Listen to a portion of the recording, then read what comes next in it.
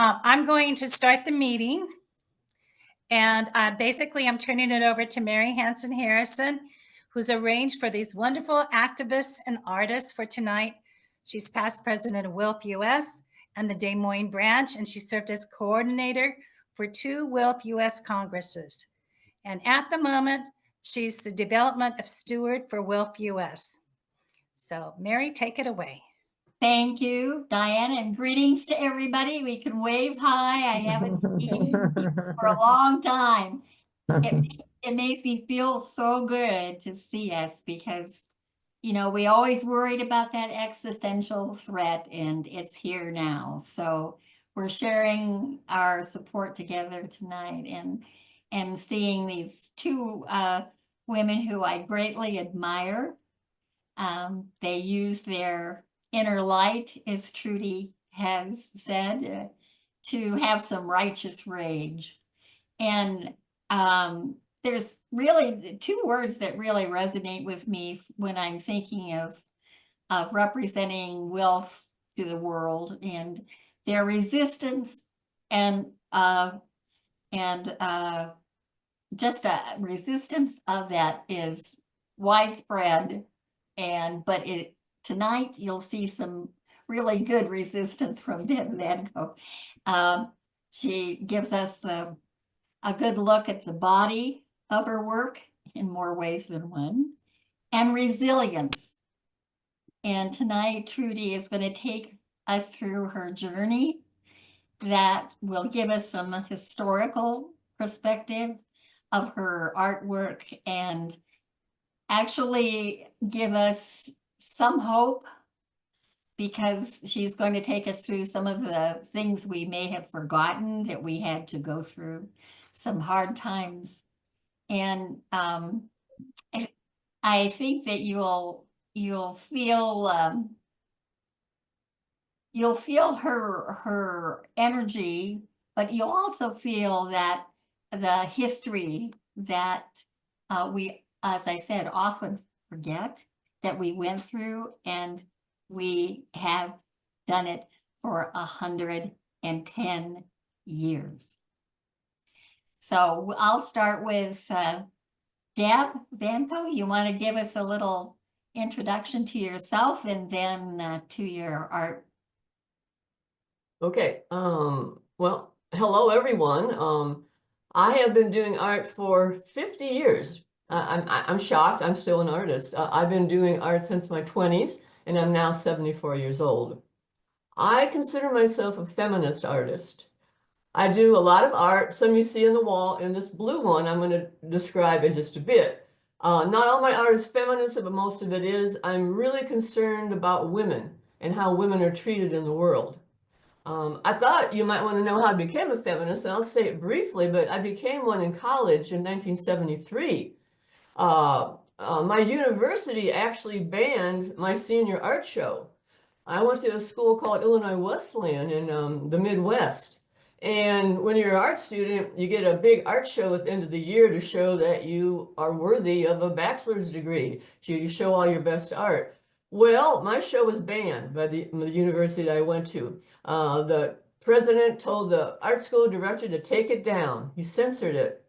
And this was because I did art about menstruation, blood. Oh my God. I used my own menstrual blood, my own blood-stained underwear to make art out of. I guess this was pretty radical in 1973. When I soiled my pants when my period started, I saved that underwear and I glued it to a canvas and took a liquid plastic called polyester resin and I plasticized it to save it forever. So that was disturbing. I also painted bloodstained underwear, right? So this university gallery was open to the public in Bloomington, Illinois. And so a citizen came to my show and called the police saying my work was pornography. And the police came to look at my work. Well, they called the president of the university, and that's how they said, take it down. Well, I refused to take it down. And other art students said that wasn't right. We're not going to let him enter the gallery and take it down. So we won. The gallery stayed open. So that was my beginning, I guess you could say, of activism. Now, at that time in the 1970s, that was the birth of the feminist art movement. Pretty big feminist artists coming out. I didn't know anybody doing menstrual art, but I thought it would be a cool thing to do. But I later learned that there's a famous artist, and someone mentioned her name earlier, Judy Chicago. She did a few pieces of feminist art. So I wasn't totally alone, but I knew of nobody at the time. And not many have done it since, I don't think. So this censorship caused me, it changed my life. It made me stand up for women and lots of different rights, like social justice rights, environmental rights, whenever somebody was oppressed. So basically, I have an activist history, but I'm also a psychotherapist. I make my living. I have a gallery and I sell art, but I make my living as a psychotherapist. And I also do sex therapy. So a lot of sexuality runs through my life. When I was in WILPF in Des Moines, I organized and led a lot of protests. And an example I thought you might find interesting is that Des Moines had wonderful, huge farmers markets on Saturdays. It was the second largest farmers market in the US. So my idea was, and which we did, two of us every Saturday would go sit on downtown corner in the market, and we dressed as beauty queens, you know, like the beauty pageant queens with the tiara and the sash that said their state, like Miss Texas, Miss Iowa, okay? So what we did though is that we put, instead of saying Miss Iowa, said I miss democracy. We all wore the same sash. I miss democracy. And this was about back then, Citizens United, when they were considered people and allowed to give unlimited money. So we wore these things and gave out handouts, and we dressed up and we're kind of sexual. And one woman's daughter actually wore a very beautiful bathing suit, and she got a lot of attention. We as older women dressed nicely. We had long gloves. I mean, we had the jewelry. We looked really cool and got a lot of attention. And so that's an example of some of the things we did when I was in WILPF. Now, I also, which is a big spoof on beauty pageants, right? I was also at Occupy Wall Street and organized and participated in that long time. After that was over, I'm an anti-GMO activist against genetically modified organisms. And during the Iraq War, I was in a group called Code Pink, which is a peace and justice organization, and it's still going on. So I protested many, many years with them. So that's just a little bit about my background of activism. Now, as an artist, let's say I take on the issues of being female. I take on love, sex, lust, discrimination, and power. When I'm seeking, I didn't start out with this, but this is what I've come up with. I'm trying to understand why I do this. So what I'm doing, I think I'm seeking the empowerment of women through sexual and societal liberation. I've always been a feminist since 20, so it comes out in my art. I want women to feel good about their body and their mind, to understand sexism and just become more aware of how to make good choices with their body and life. Now, I see my art as serious and fun. My sexual art, some of it is erotica. So it's like, it's really fun. I have penises in some of my art. It's really fun stuff, right? And I want women to have fun with their bodies, but be respectful. Now, I make, in my collages and sculptures, I'll take sexual imagery, like high heels. Like, this is an example I'm going to talk about soon. This is from my high heel series. So I'll take high heels and I'll put saw blades in them. I'll wrap them in chains. I'll put huge nails through them. I'll pierce them. So I use sexual imagery, and this is probably the most blatant, maybe the most easy to understand is this one. And I'm going to go back in this a little bit. But I also do vulvas. I do penises. And I use like these elements of domestic life. Like I do sculptures of coffee pots, baking pans. Then I throw in some excitement of tassels and fringe. So I use a variety of elements. And if anyone is interested, please go to my website, actually my gallery, Lydia Street Gallery in Austin, Texas. Now, when you probably signed up, you maybe show an opportunity to click on my art to see my art, but please feel free to contact me or the gallery. An example, this one is called Beautiful Ignorance. The whole series of high heels is called Beautiful Ignorance, and this is just one of them. So what you're seeing is a saw blade, a found object, this really sexy, beautiful, high, super high heel, pointy toe, high heel, boot, on a cone on metal. This is found sculpture. This is what I do, love found sculpture. So when I analyze, why did I do this? Well, I think I did this was to symbolize how high heels, this is my opinion, they're beautiful and they're sexist. Now, not that you can't wear them sometimes, right? I mean, you could wear them in sexual play or whatever, but in general, I see this as a very sexist object. And because when you wear stuff like this, it hurts your foot and you can't run, you're on your tippy toes. How incapacitating, right? But it's beautiful. And the beauty, I mean, if you see this, it sparkles, it's like glittery. This must have cost $100 when it was new. I got it at Goodwill. This is really gorgeous. So we get mesmerized, we get taken in with the beauty of fashion. But then we wear it. And when we wear it, I see this as oppression. So we got the duality of beauty and oppression. So this is an example of some of the things that I take on. I'm going to show you one last piece. I'm going to try to hold it up. I hope this is successful.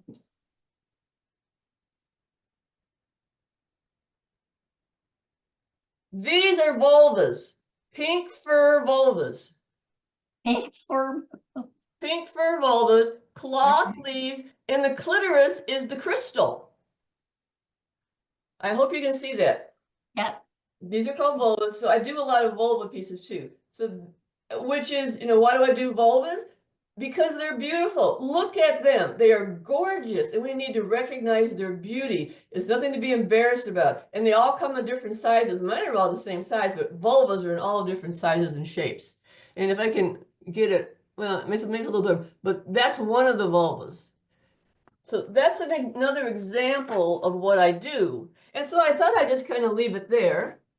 And I guess when it's time for questions and answers, you can ask me some questions. Thank you. Well, do you find your reception? I mean, you got it in Ms. Magazine, right? Yes. How did that come about? Well, I'm a self-promoter, so I just called them up. I mean, long shot, and the editor just happened to live in Austin, Texas. Like, wow, that was good. And it was right before the election. So because my show is political, she thought it would be appropriate to write something about my show. Now, she didn't write a lot, but she didn't focus on this piece. She focused on a piece I did on Roe versus Wade. I wish I could put them all up in here, but it's a mannequin that I did a piece on Roe versus Wade. So she thought that was one of my pieces in my show, 40 pieces. So she focused on that. So I just got lucky. And, well, my work is good. So I guess she realized that. And so that gave me some press. But it's just really hard to get attention as a feminist artist. That's right. Thank you very much. I enjoy that, even, the body of your work, as I said. Yes, and, yes. Following up with you is our more not hysterical, but the history of rather our evolution of Trudy's grand scheme. I think it covers many years. And Trudy from Palo Alto Branch, could you tell us, started a little bit about your life and how you got started with art? No, I think this will, my life will play out in the slides. So I'm Trudy Myrrh Reagan, like frankincense and myrrh. Myrrh is a gift, and my art is a gift. And from the San Francisco Bay Area. And copy down my website because I've done historical stuff that you will see, but I've done a variety of other subjects, and you might enjoy that. And the painting that you saw in the background was one that I did on inequality. In 2016, I was reflecting on how in 1936, the year I was born, we were laughing at the inequality in Central America. And so this one is about Nicaragua, a banana republic, where Anastasio Somoza and then later his son were dictators in the country. And they happened to have owned 90% of the land. So the people that lived there were essentially peasants or slaves. And then on the other side is Wall Street, 2016, and in a penthouse in their Gucci shoes, and underneath is a chicken factory. And in chicken factories, you have mostly poor and immigrant laborers, and they're working very close together, which was terrible during COVID because COVID germs like cold, and a lot of them got sick, and they're working with knives and entrails. And this bar here that goes across each one out of gritty acrylic paint represents the impermeability of the classes. It says these are not situations where you can get ahead. Trudy, are you describing the painting behind you, or are you Oh yeah, describing- you saw these paintings in behind me a little while ago. Okay, so we're not seeing your PowerPoint. You need to share. All right. Yeah, because we see the painting, which looks like two paintings behind you, Yes. but no PowerPoint. Right. And I'm a little baffled about why I don't get the share button. Okay, you click on the share button. You see it? It's down at the bottom. It's green. Open up, or you click on the more, the three little dots down at the bottom, and then you'll see the green share button. If you haven't got it open wide enough. I think if I make this smaller, no, it still No, doesn't. you've got to get show. into share. Yes, it does. Wait a minute. How's that? No, we don't see it. All right. May I give you instructions on how to do it? You may. Okay, on the bottom of your Zoom screen, there should be a share button. Either you can see it as a little green box with an arrow. Yeah. Okay, now we can see. Yes, there we go. You did it. Yay. Well, I don't know how that happened. Anyhow, I'm Yeah. happy to have it. And so here's a little survey of my, Can we make it bigger so we can read it? well, I I can try. suggest you make it bigger on your screen because she has problems with this, so we can see it. Oh, okay. Yeah, I can't do that. Anyway, I'm now 88, born in 1936 during the Great Depression, and I grew up under the New Deal and spent part of my childhood in Appalachia, where the TVA was building dams every place and piping electricity to rural poor families that had never had it before. And they were getting electric lights and radios and washing machines. And so I also, because I was going to school with the mountain kids, saw some Appalachian poverty, clothes, kids with clothes and shoes that didn't fit. And so this town I was in, Gatlinburg, Tennessee, which was one of the more prosperous ones because it was a tourist destination. It had a tiny graduating class. So people who worked for the Park Service who could sent their kids elsewhere for high school. And I went to a Quaker high school outside of Philadelphia. And they had available a wonderful service project that those who wanted could participate on weekends. And I did that about 10 different times. And we would go into Philadelphia to a Quaker house and have this project described to us. And they had gone around in the neighborhood the previous week and enlisted people who said, yes, they would help if a couple of other people came in with paint and paint a room. And so Saturday morning, we would get an address and a ladder and the paint and enough brushes for 4 people and go to this address. And wow, inside of these brownstones were little apartments that were coal black. And it was because they were heating them with little coal stoves. There was no central heating. And so painting a room made a huge difference. And we would come home in the evening and discuss, okay, how much good do we really do? And why are there slums?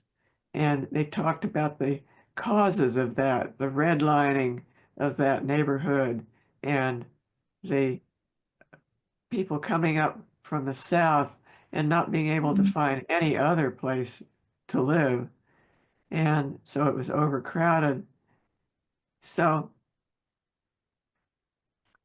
boy, I really got an eyeful. And I liked the way the Quakers don't just feel content with putting a Band-Aid on a problem, but they think about the structural problems that cause it and try to address that. So I got admitted to Stanford in 1954, and that was a big move. My family is a science family. Their whole existence is based on data and truthfulness. And so the lying and besmirching truth is just driving us crazy.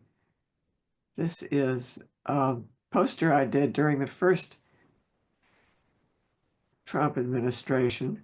Be loyal to truth in all its complexity. And here's another one. It's a little more political. Ignoring or denying plain facts is like driving with your headlights out. That's a piece of your art, is it not? Oh, yeah. Yeah. It's a painting that I turned into little postcards, and I'm mailing them to legislators.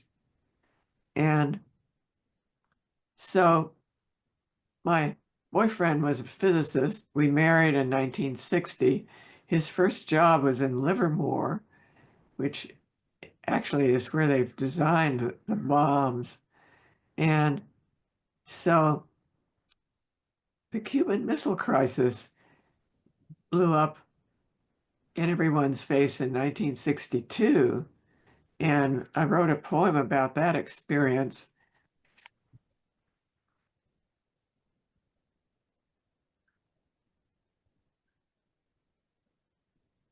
The Cuban Missile Crisis broke in 1962. We lived just 3 miles from the Lawrence Radiation Lab, which is what they called it then. Engineers never admit they are doomed. We had a month of warning during which there was a heavy diplomatic effort going on. and they spent it planning elaborate fallout shelters. My physicist husband, the realist, did nothing. When questioned, he told me gently, "You know, we are at ground zero here." And that marked me. Nevertheless, I went out and tried to dig a hole out back to make a place for us where we could all have cooked and radiated together, I guess. Right. Within days, we felt safe again. The crisis passed. The 18,000 missiles would stay in their silos, planes and subs. Quietly, the US and the USSR would construct a new one each day, till by 1990, we and the USSR reached nearly 53,000 H-bombs and Hiroshimas. Some high-placed nut in the Reagan administration wrote, "With enough shovels, we can survive a nuclear attack." In 1990, the USSR fell without a shot. Now, 9,000 bombs have been dismantled. That was because of the START treaty. But dark hearts want more, and we're about to spend $1 trillion upgrading our nuclear arsenal because bombs tend to degrade over time. I really, really recommend this book, The Doomsday Machine. Daniel Ellsberg, known for the Pentagon Papers, before that worked for the Rand Corporation, where they were assigning him the task of picking targets for nuclear attacks. And he, being a bright young guy, was very dismayed by what he was doing and went, one of the revelations in the book is that there's not just one red button. So he went around to all of the 3 or 4 places that had them and inspected and found that they were not as secure as people would like. We had more than one because we were afraid Washington would be bombed and we couldn't strike back. Oh my God. So I thought I was voting for a president that would not get us deeper into Vietnam. He was working on the war on poverty. But soon he was sending 150,000 troops to Vietnam and bombing men, women, and children. When I thought about the kids, and I was pregnant with my second child, it was such a gut wrench. And a friend in my nursery school said, "Well, there goes the war on poverty." That was in a nursery school that was interracial. And I figured that with my background and interest in the civil rights movement, I really wanted to do something. So I helped out and had a child in a parents' participation nursery school, made a lot of friends in the Black community, and did other projects. This poster was designed to sell to raise money for one of their projects. Oh, wow. In 1972, there was a Watergate burglary of the Democratic National Committee headquarters. So this was when Nixon, who had already been president for 4 years, wanted to win big in 1972. And he thought he would do a dirty trick and get some dirt on the DNC by sending in burglars. Well, they got caught and denied White House involvement. And the Washington Post had a couple of bright reporters who said, well, there's got to be more to this. And they, after about a year's work, they discovered that there was indeed a connection to the White House. The White House was paying these guys hush money, which was part of the scandal. And in 1973, we had Senate hearings to uncover this. And, well, they were on for hours and hours, and I got my oil pastels and I did 16 portraits. This is John Ehrlichman, whose office was right by the Oval Office. And so, of course, he had to have known. And John Mitchell, who was Secretary of the Treasury, had to have known where the money was going. They were run by Senator Sam Ervin, and he was from the South, and he was really outraged what was going on. So he was kind of a hero to me. He led the panel of the senators. He expressed moral outrage as the hearings proceeded, and he quoted Shakespeare, "What a tangled web we weave when first we practice to deceive."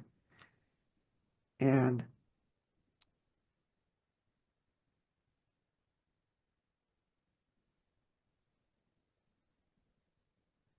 the next thing I became involved in was the El Salvador Civil War. I didn't seek it out, it sought me out. This was just one of 3 proxy wars between the US and the USSR in Central America.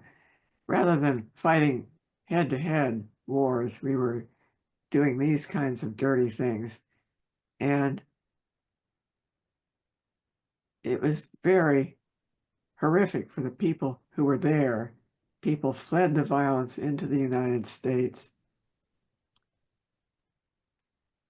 And if the immigration service found them, they would just send them right back, where of course they would get killed.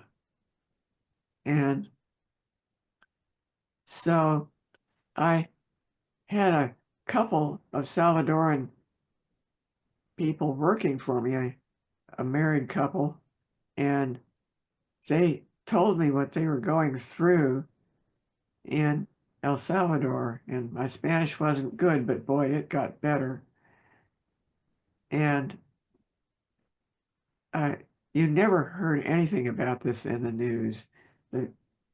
We did have censorship. The rich and the poor have this in common. Both were created by our Lord. And the rich woman is saying, dirty communists. So here again, you meet inequality. And so I did 20 scratchboard drawings about it when it took me about 2 years to get my head around it. They were murdering priests because they were sticking up for the poor. This was when they had Christian-based communities who had a preferential option for the poor. So it was really brutal, you know, just like you're hearing now about rapes in Sudan. They were doing that. And I found this a really difficult one to do personally. And total normal, todo en orden means standard operating procedure. So that was up to 1984. I was hearing about the hand-to-hand brutality of it. And then the United States, when they saw that that was not winning it for them, they sent down small warplanes that could strafe a field with bullets in a matter of minutes. And that didn't win it either. It turns out it wasn't until 1992 that they had fought to a stalemate that the government caved and negotiated a settlement with the rebels. So, Wow. aligned with this was the Iran-Contra scandal. People in the White House were inhibited by the fact that Congress saw how this was playing out and forbade us from sending money to the Contras and to support their effort to overthrow the socialist government that had toppled Somoza. And where were they getting the money? They were getting it from Iran, which Congress had explicitly prohibited from selling our weapons to them for their enemies in the Middle East. And so you had money from Iran going to the Contras, and this was all arranged very secretly by some CIA operatives. And I did 20 pencil portraits of them when they had a hearing about them in the Congress. And so I wanted people to understand what all of these guys were doing in this plot, but it was very difficult. I didn't understand it having heard the hearings, so I read about it and discovered all of these connections and wrote a little book called Iran-Contra, 3 Plots in One. And this was about the time I got involved with Raging Grannies. And we would take songs that everybody knew, like the Star Spangled Banner, and put our own words to them. And we got a lot of good press because we were so cute. And I made these postcards to hand out at tax day when people were posting their tax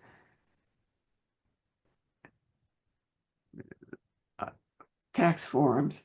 And on the back, people could see how half of our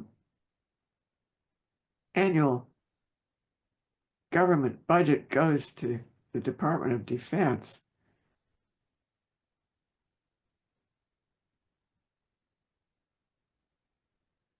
Another thing I was very concerned about was surveillance, and computers became easier and easier and easier to do with massive databases and facial recognition and easy retrieval of who was who. And so I joined the Electronic Frontier Foundation, which tracks the technology for these things. If you've read 1984, you know what I'm talking about. So I did this. This was during George H.W. Bush, when the walls have ears and the ears have walls, because we would complain to the government and that did us no good. And when the government knows all about you, but you can't find out about them, watch out. And so here is a raging granny watching Big Brother. If you've surely read 1984 and seen what wall-to-wall surveillance does to people. And there were big signs all over saying Big Brother is watching you. So she has that kind of I told you so look. I really recommend On Tyranny, 20 Lessons from the 20th Century by Timothy Snyder. And he talks about Right. what is happening as far as the takeover of the government and how we should behave in response. We shouldn't just self-censor ourselves because that does their work for them, but we should stick out and stick up, especially at the beginning before they've really gotten up ahead of steam on it.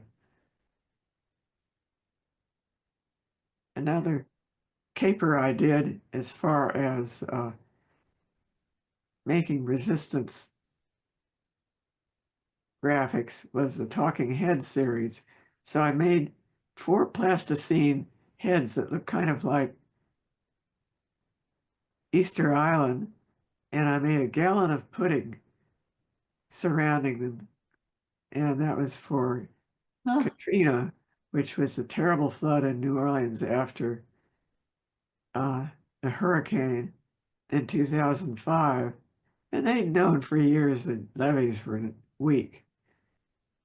Spend whatever it takes to restore the Gulf, just so long as it's no bid contracts for our buddies. And we're cutting Medicaid and homeless to pay them. Race has nothing to do with it. So people from the poorest neighborhoods who happen to be Black walked across town and up a bridge to cross over to where they knew the land wasn't flooded, it was higher, and they were met at the other side by policemen from that jurisdiction. They turned around to go home, and there were the police from New Orleans. So they actually spent a couple of nights on the bridge before they were released to go try to find shelter in the stadium. I found this very useful for other issues.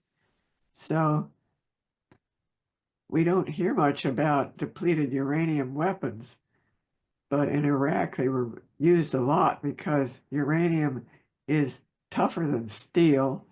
And if you clad your projectiles in it, then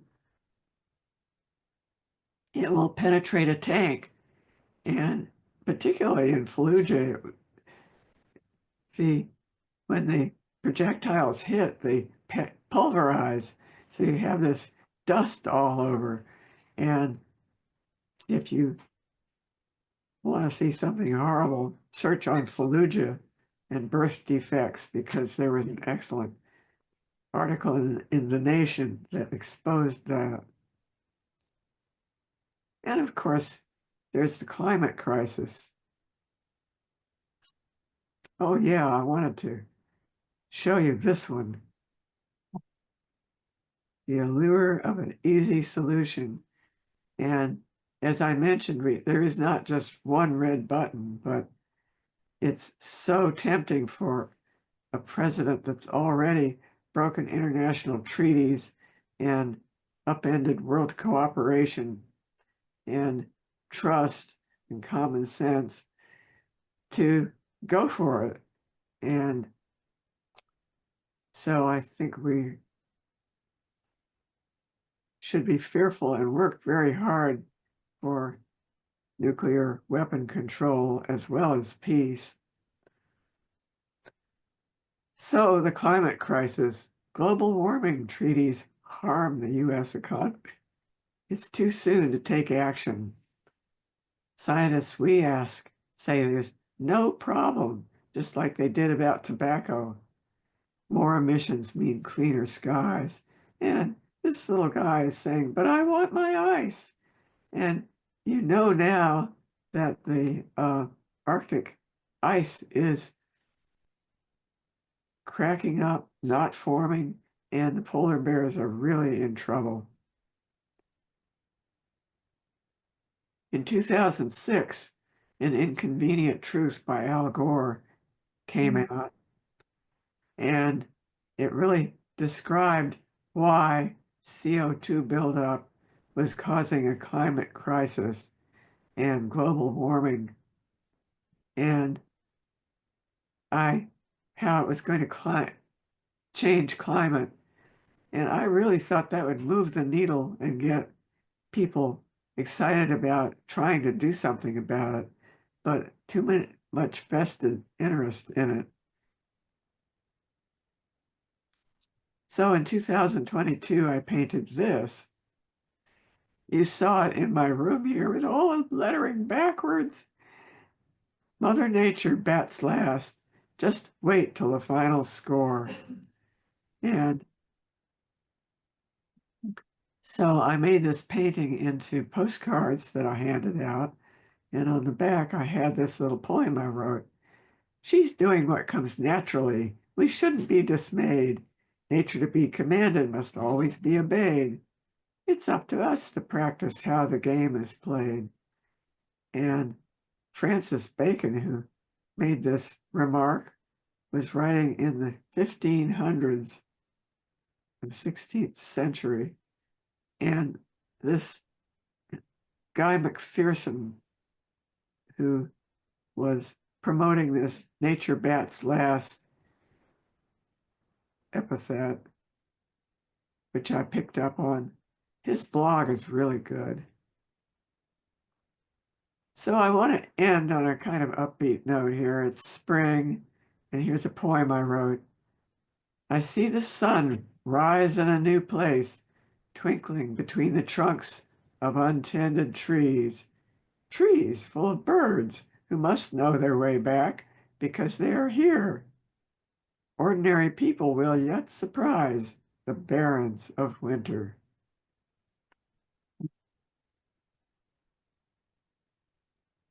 Thank you very much. Thank you very much.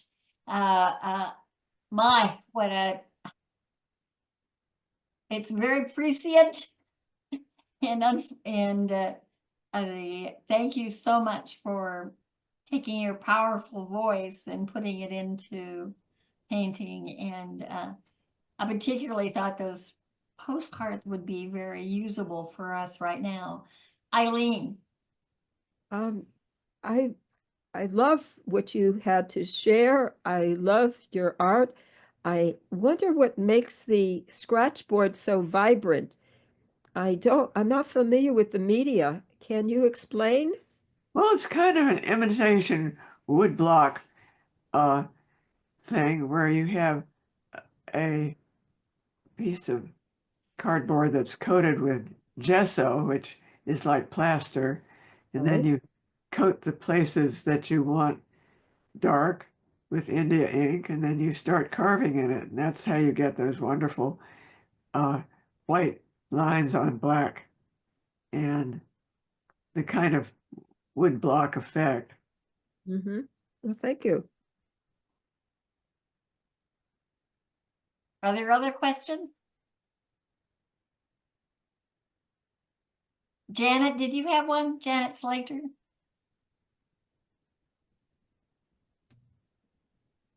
Oh, Darian, go ahead.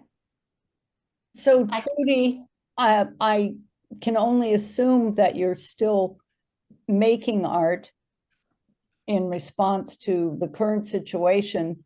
And I'm impressed with your endurance and ongoing commitment. Do you have any pointers for us to keep on keeping on? Well, it's very hard to get the work out there where it is seen a lot. I've been very discouraged. I've passed things by the Syracuse cultural workers, and I asked some other people who are pretty famous for doing these kinds of upstart pieces of work, and they say that, you know, they're just fewer magazines that show cartoons of this type, and So it's kind of sad. I'm awfully glad to have this opportunity to share them. Have you tried the New Yorker?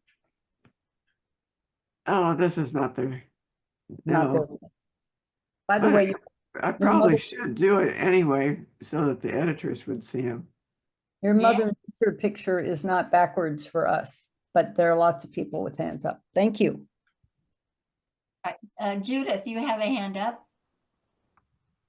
Yeah, I just want to, you just kind of answered my question, which was going to be, where have these been published?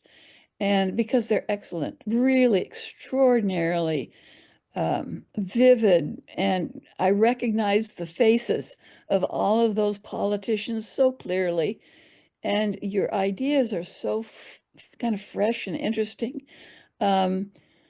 But I understand what you say about it. It's just there aren't a lot of outlets for this kind of art. But thank you for doing them. They were wonderful. Well, I take Glad it to the demonstrations and I pass out the postcards and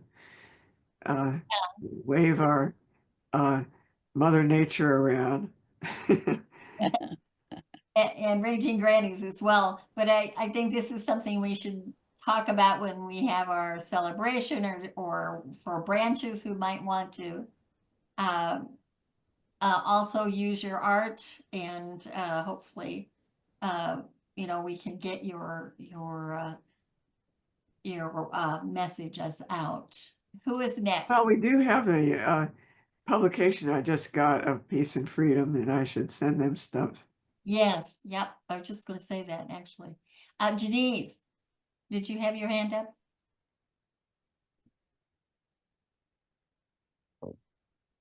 Genevieve?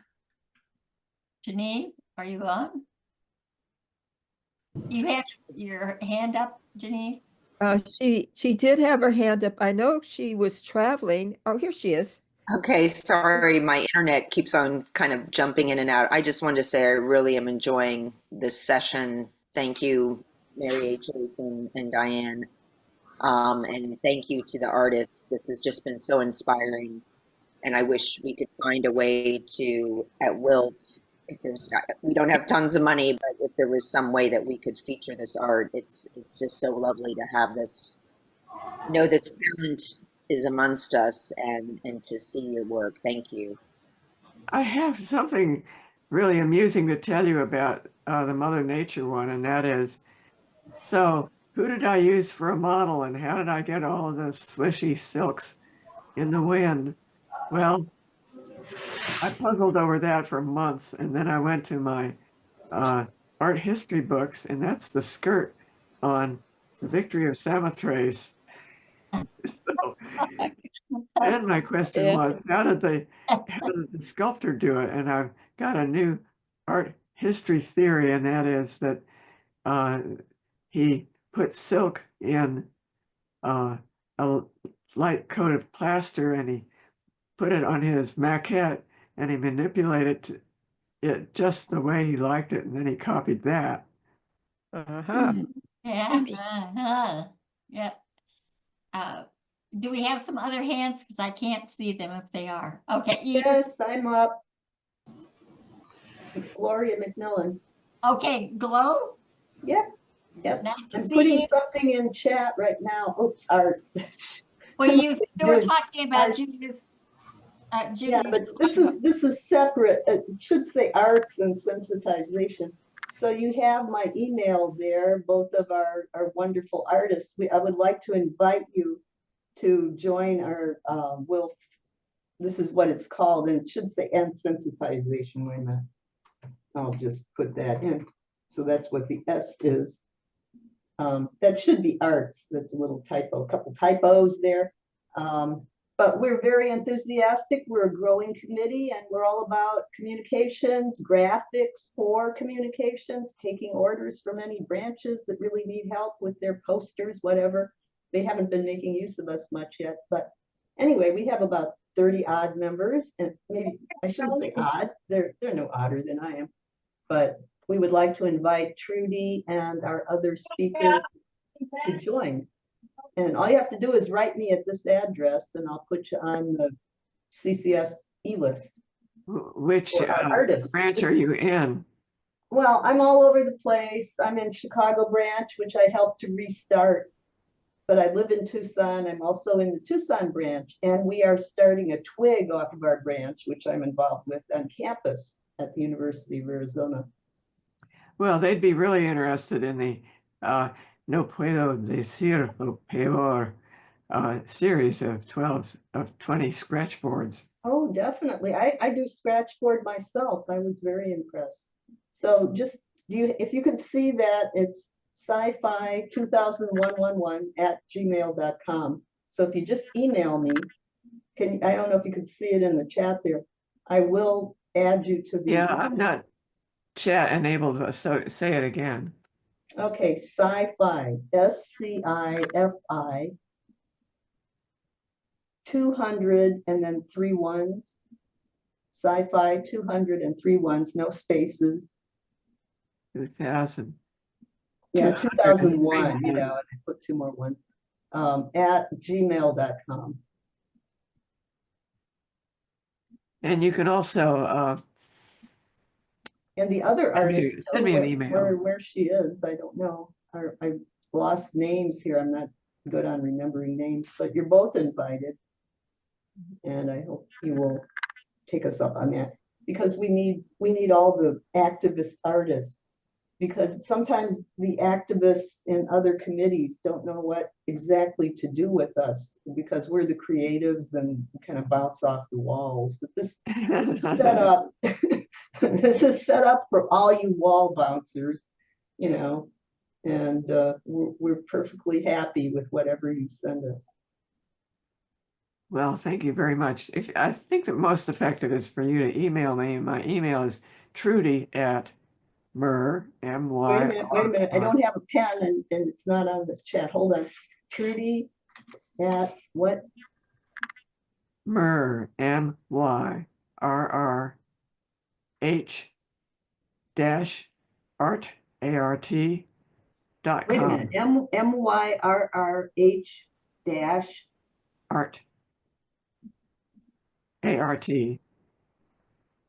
So it's MYRRH dash art. I just put it in the chat. You can get it in the chat. Not able to do the chat, I think. So Trudy at Myrrh-art dot what?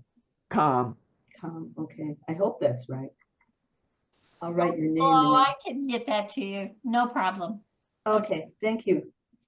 Well, I'd like to hear from anybody who is involved in some of these things earlier, like Central America or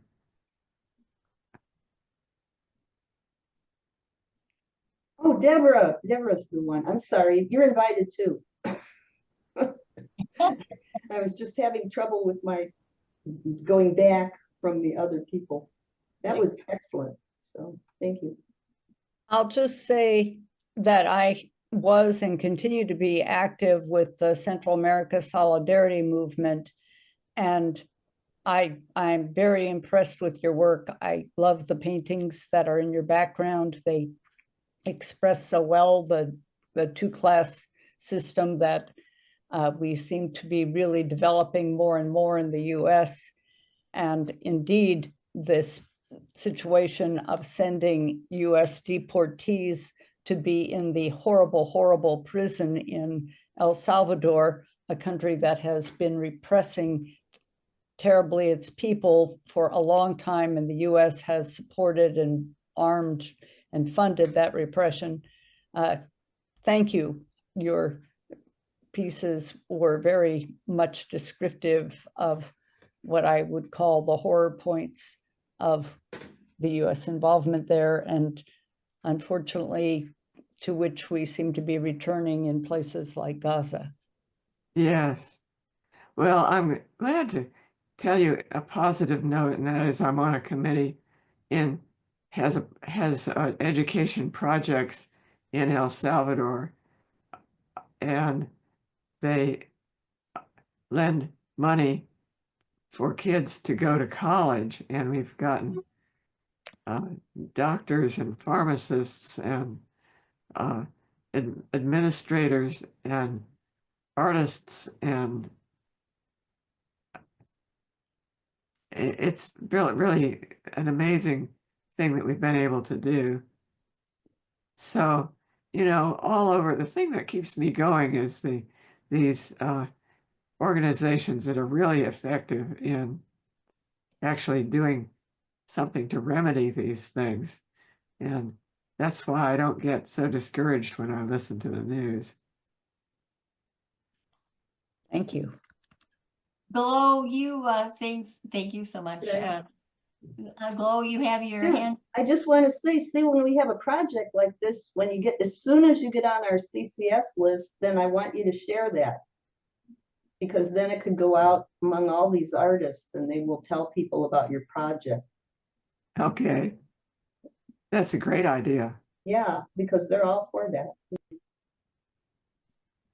It only costs about $2,000 for tuition for a year at the National University. So that's quite a big bang for your buck. You See, could sponsor a they could student. make posters and help out too in other ways, like to make little things to put in publications promoting your project. Oh, that's a good idea. Yeah, I mean, that's what we're supposed to be doing, because we're the graphics crazies. Ooh. Well, I think we Wonderful to can, meet you. yeah, I'm sorry, Trudy, did you say something? It's wonderful to meet you. Yeah, I think we'll continue with this after, we will have a list of the participants and we'll share them. Is that right, Diane? We'll share what? Participants' contact information and whatever they may have questions for Trudy. Well, we're going to put the this video up on the WILPF Smart on the YouTube, so that's a major thing, and there has been links in the e-alerts to both of their works, so there was ways to contact them through that way too. So I would like the participants here who have so many interesting things to say to make sure that we can all communicate. We shared something today that was very special. And I think that knowing who was here and refreshing our memories gives us a sustainability in very horrific times. So the more we get together, the more we know each other. Glow. Yeah, I didn't want to leave Deborah Banco out. My mother was a model in Chicago and I hated it. I mean, everything she ever tried to teach me, I hated about makeup, about 5-inch heels. But, she loved that stuff and she made me the person I am just in recoiling from it all, I do wear one of the skin moisturizers she taught me about, but other than that, Well, I mean, that shoe just reminded me of my mother there in Chicago. Yeah. All over in professional model. I mean, I could show you her picture up here, one of her things. Hated it. Yeah. Well, that's kind of stuff I work with is modern society and its messages to women. And I like fashion, but I don't wear high heels. I wear red lipstick. Is that controversial? Oh, maybe so, but makeup, High heels all that are fashion torture. They're actually negatively torture. She affects worked women. at the Conrad Hilton and you have to stand. They don't want them sitting and they have to wear those things for 8 hours in the cosmetics department, standing. Yeah. Wonderful. My mom's got hammer toes from the wrong shoes. Yeah. To me, it's just a symbol of oppression. Oh, it is. Well, I tell you, I hate to tell you, I may regret telling you, I was in a Miss Iowa contest for Miss America. And let me tell you, if you ever walk down a plane with a bathing suit and high heels on, you will understand very quickly that what oppression is. Oh. You are living up to other people's standards, and it's haunting. It really is haunting. There's a famous French philosopher, Foucault, who talks about us absorbing our oppressors, and that is exactly what happens. And this sort of refreshing look at it, and has, I don't know about you, but it certainly helped me tonight to understand, and that we have, as I said, resilience. It's 110 years, you know, and I think we have to hang on to that. Judith. Yes, I wanted to ask Deborah, I love your piece of art that's behind you there. I find it fascinating. I'm not very good with art myself. I'm curious what you may be working on now. What kind of pieces are you working on now, and do they have a common theme? Do you have a theme in your mind right now, and you're producing pieces based on that, or what? What is your work process? Well, I generally don't have a theme in mind. Things just come up, and I make things, and then I realize, oh, what is this? So there's not a lot of thought into it. What I do is I find, because I do a lot of found object sculpture. So I go to like flea markets and Goodwills and pick up junk, and I find interesting shapes of things. And they intrigue me, and I put them together. You don't see my large metal sculpture, but I put them together. I don't know, you're in the moment. It's like meditation. Things look a certain way, and I think about it later, and a lot of it's about women. Now, the shoes, I mean, I have a lot of other shoes, not just this blue one, but I've done high heels for 50 years. It just, women are still doing it, and that one is probably more obvious. But I find these outrageous shoes that I think, oh my God, I got to do something with this. So materials and objects inspire me. Like I use a lot of fringe on pieces and tassels that are sexual to me, but I'm so influenced by materials, and the materials may reflect my inner feelings. So I don't go in with a goal. I just buy cool stuff and make it. And Okay, thank you. It reflects, I guess, how I feel. Sounds like how I write poetry. Okay. Yes, very. Glow, you have your hand up. Okay, I don't want to I want to be last just to say a couple words about Judy Chicago. So if anybody has anything more directed to the speakers, go ahead of me. Anybody? I don't see anybody. Okay, I'm going to go for it then. Okay, here's just a snippet. That's as much as I could put in from Wikipedia. It turns out there was more, and when Judy Chicago was what they call a red diaper baby, and actually they had FBI came in their house in Chicago when she was 6, taking care of her little brother Ben, who must have been 3.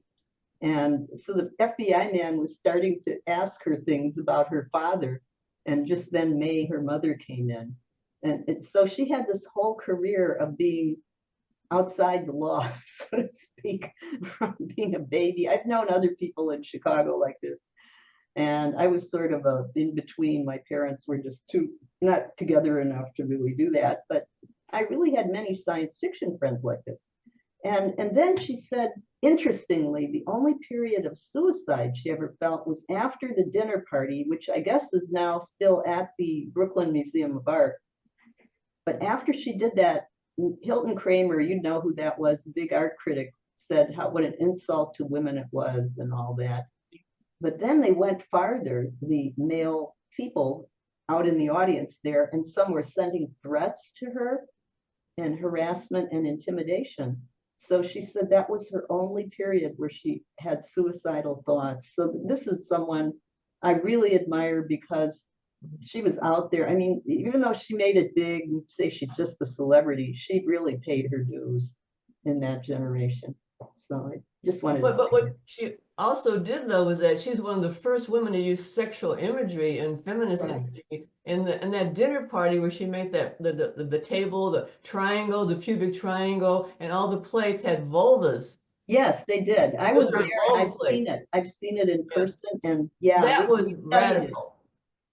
Yeah, in the 70s when I was in art classes here, I don't know whether we had slides of it or whether I saw parts. I think I saw parts of it in person at the Art Institute in Chicago.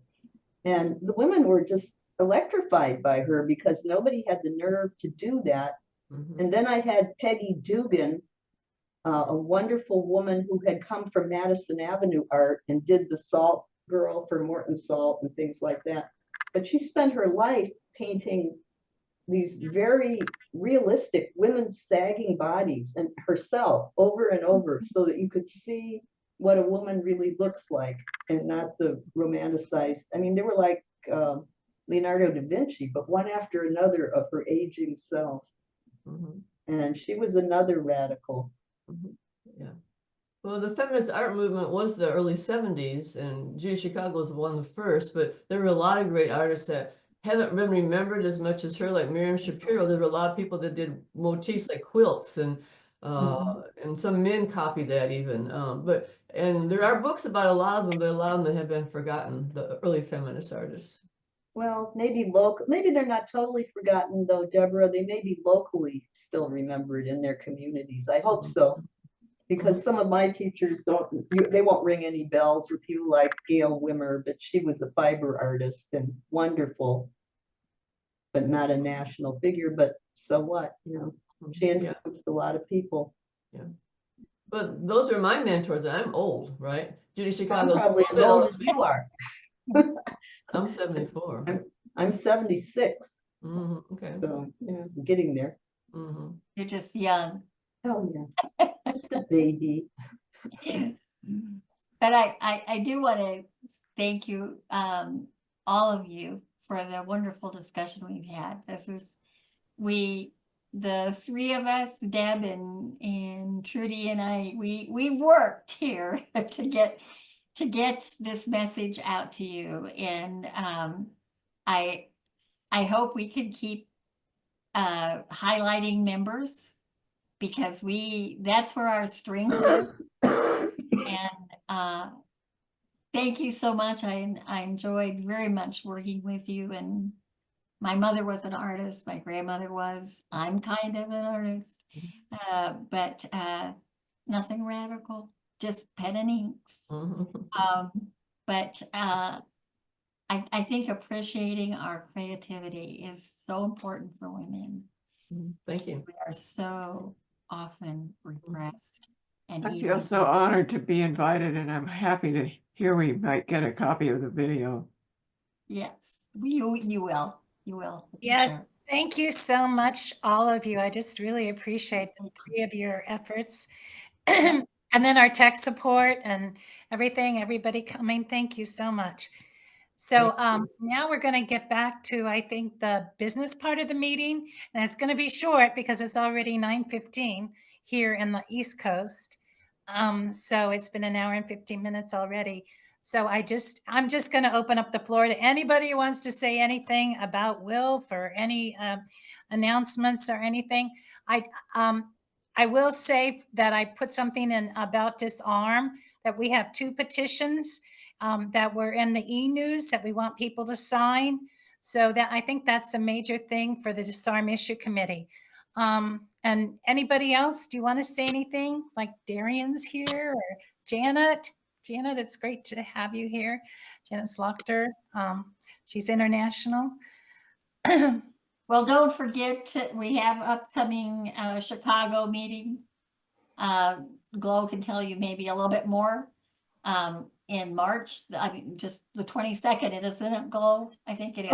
Oh, right. Yeah, I should put my face back on here. Okay, yes.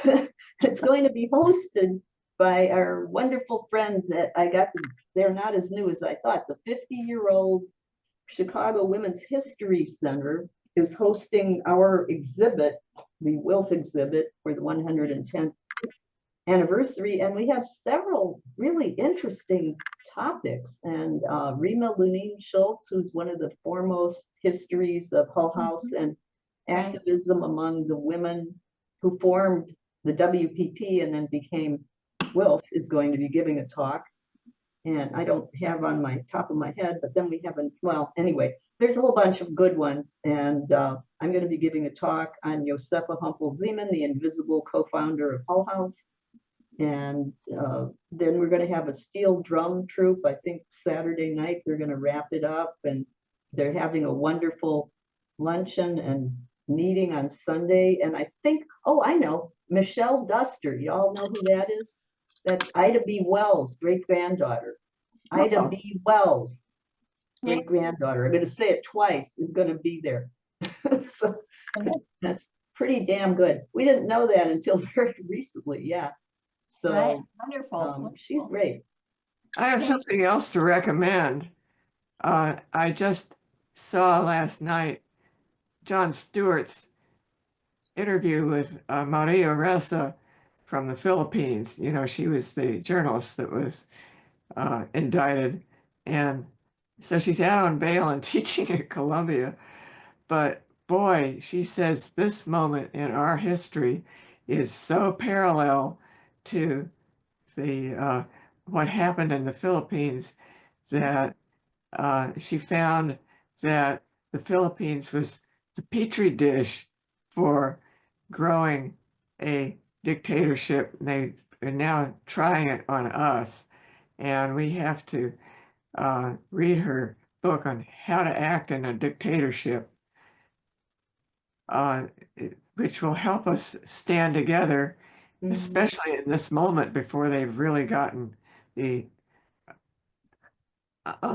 apparatus for oppression in high gear, and stand up, stand together. True. Are you going to take over, Diane? I am, because yes, I am. I think we have Genevieve and then Janet and then Darian. I think that's the order. So Genevieve, go ahead. I just wanted to see if we could still do the shout out for the 110th for the video with the group. We did it once tonight, but we could do it again if you want. Because of the time, I wasn't going to do it again, actually, but because we did the shout out already at the beginning of the meeting. Yeah. So anyway, okay. I think okay. Did I have Janet and then Darian and then Eileen? I think. Sounds Janet? good. Hi, everybody. This has been a wonderful program. I thank you so much for putting it on, for the artists for being here, to Mary for organizing it. It's been great. And I just want to say a little bit about what's happening with International.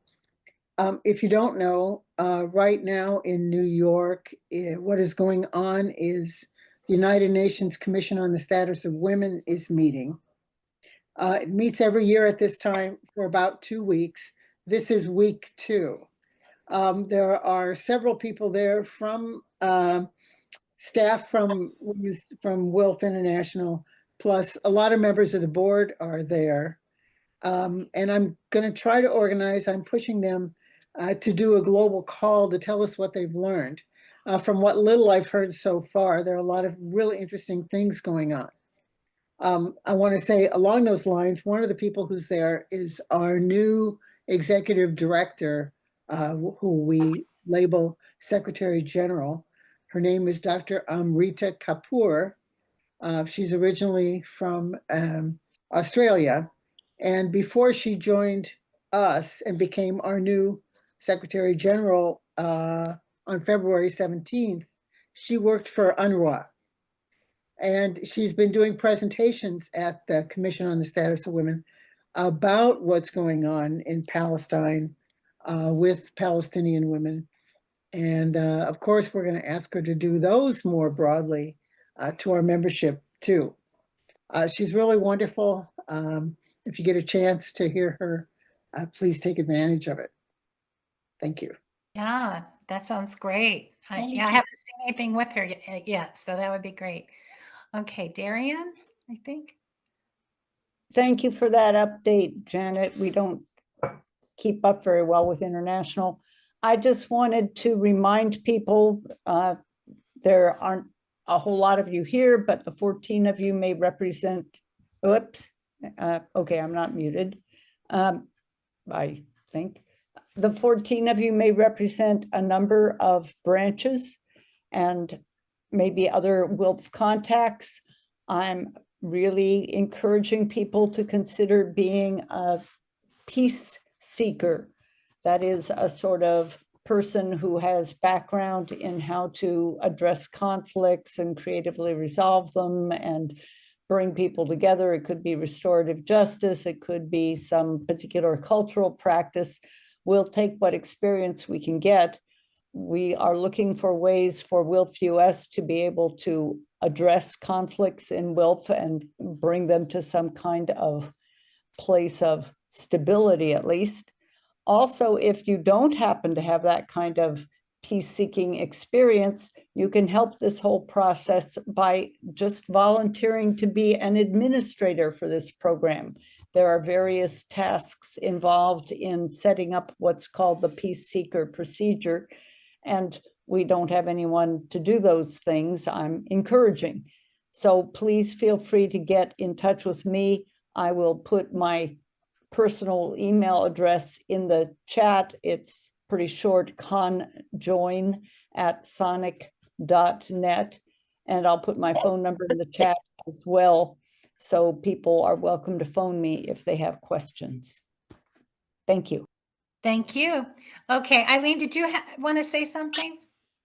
Yeah, I had the pleasure of being at CSW this past week and was pleasantly surprised to see not only our new Secretary General for International, but also Linda Lowe on a panel that was part of Robin Lloyd's Beijing train trip. It was wonderfully organized and a lot of good information was shared. And I also want to add that Boston Branch is still working on events to try to grow our branch. And because Emily Green Balch, one of our Nobel Peace Prize winners, along with Jane Addams, is from this area, was from this area. She grew up and was born in Jamaica Plain. We're having a special event on the 29th of this month. And I just put the information, including the registration, in chat. We think, based on the readings and information that will be shared, that we might get ideas on how to deal with the current problems. Remember, these Nobel Peace Prize winners went through a couple of wars, and they had to, they were accused of being communists. They went through hell, as we, I think, are starting to do now. So we might find some answers from presenters like Gloria McMillan, who is talking about some of this. She's adding a little extra, talking about the immigrants, the Slavic immigrant study that Emily Green Balch had done. And Jane Addams benefited from, because she had a lot of Slavs in Chicago region that she needed to learn how to integrate better into society. I promise you, you're going to learn something, and who knows, one of those things may be something very important for making our world as is now better. Thank you. Thank you, Eileen. Okay, I see Kathleen Saunders has her hand raised. Yeah, I'm really sorry that I was late joining, because I was on a Zoom with the Boulder Democratic Women until just a little bit after 7. We ran over a bit. But I just don't know if you're all aware that in 2015, which was the 100-year anniversary for WILPF, we had a big display here in our library up at CU. And it was supposed to be for 6 months, but it was ended up being held up there for 2 years about WILPF. And I mailed that to our secretary, who's in Des Moines this last year. So all those posters are available for other use by WILPF. And we're coming up on the 110th anniversary now this year. So I just wanted you to know that, in case you want to get those posters and put them in a public place in your city or town. Because I never saw any advertisement in the WILPF newsletters about having gotten those posters from us. Oh, that actually would be great. Yeah, to have. Yeah, so talk to your secretary. She's got them all, and reimburse me for the postage to mail them to you. The Des Moines secretary, you're saying? Yeah, I've forgotten her name at the moment. Well, She okay. Linda lives Lemons? in Des Moines. No, She's Linda from Lemon. home. the administrator, Chris Wilbeck. Oh, Yeah, Chris. there you go. Right. Chris has it. And that, yeah, I figured it was in Des Moines. So the stuff, that's where we could store something like that. Okay, well, we should utilize that. Thank you. Yeah, hopefully you will and figure out another reason to use them, 110, 120, or keep them up for several years wherever, but pass them around because they're very good posters of all the, there's like, God, 12 or something, 16 of them. Anyway, that I mailed off through FedEx, and you can put them up and they've got pictures of all, Addams and all our good people and various things that we've done. So make I use think of them. they're going to use them for the Chicago event. Maybe find out, make Yeah. sure. Yeah, they're using them in Chicago. I know Yes. Mary Beth is taking a bunch of stuff from your collection over to Oh, you Chicago. think so? Okay, I would Yeah. like, I asked to please have some feedback about it if you're ever going to use them, and I never gotten any, so that's why. Well, you're getting it now. You're getting feedback. We're going to be Great. using. Thank you. All right, thank you. Could I ask the name of our other guest speaker? I just wrote down Trudy and now she's gone and I don't see her last name. Trudy Reagan, is it? Reagan, Trudy, Okay. Trudy Reagan. I want to make her a. Okay, there Google. were 2 e-alerts that went out for this thing too, with the I name. couldn't find either of your emails. Okay. Yes. Okay, well, I think we might be done for tonight unless someone else has something to say. And my thanks to all of you for attending. Thank Great you. meeting. Wonderful. Yes, I would thank- like to say one thing, and that is I put into the chat, everybody save the chat, but before you leave, click on the last message that I put in there that has the link to prop1.org, because Eleanor Holmes Norton has introduced her Nuclear Weapons Abolition and Conversion Act, HR 1888, and I've updated the prop1.org page so that all the information that you need, there's the text of it, and they don't have the text of it up yet on congress.gov, but I've put it up there. I asked for her office to send me the text and they did, and I've put it up there as a link. So we really, we're very, very concerned about everything that this administration is doing. There is only one thing that I can think of that I like, and that is the fact that that President Trump has said that it's stupid for people to have nuclear weapons, that they destroy everything. And so we now have an opportunity to reach out to Republicans, and maybe they will think about it. So I'm asking people to take this seriously and actually ask for, if you have Republican senators or representatives, then don't shy away from it. Add it to the things you're asking for and raise a ruckus about it, because this is probably the only opportunity that we will ever have to do that. I just wanted to say that we've been demonstrating, I have been for at least 4 decades here in Boulder on Broadway and Canyon, and main intersection in the middle of the town. And all this is coming up with that. And I have signs that I've been using ever since from Roe, since they got turned over. That my old sign's pretty ragged, but it's out there. But there's a lot of people with Gaza, Palestine, all that kind of stuff going on. And we've been doing that for a long time here. I'm wondering when you started this meeting, because my notice said that it started at 7 o'clock my time, and you guys are ending the meeting now, like a half hour later. So when did you really start in Boulder time? Surely you've been going for more than half an hour. Are you Mountain Time? No, I'm Central. Well, I guess I'm Mountain Time, Boulder, Colorado Central Time. They said 7 o'clock. I'm afraid we may have made one of the terrible Zoom mistakes, or not Zoom, but time zone mistakes. The meeting started at 5 p.m. Pacific time. Yes. And Yes. Oh, so that would have been 6 o'clock here. Yeah, they had it at 6 o'clock. Okay, well, no wonder I missed so much of it. Sorry about that. Well, it will be on YouTube on the WILPF US Today channel. You just type in WILPF US Today as one word. Okay, thank you. Okay, well, thank you all. Thanks Ending so the much, meeting. Diane. Boy, we really appreciate your interest in the arts. Thank you for doing This was really great. This was. Yeah, It it was wonderful. presentation. Thanks to You Mary. got some other good Good ones show. coming up too, right, Diane? Yeah, Yeah. every month we're having speakers and it should be really good.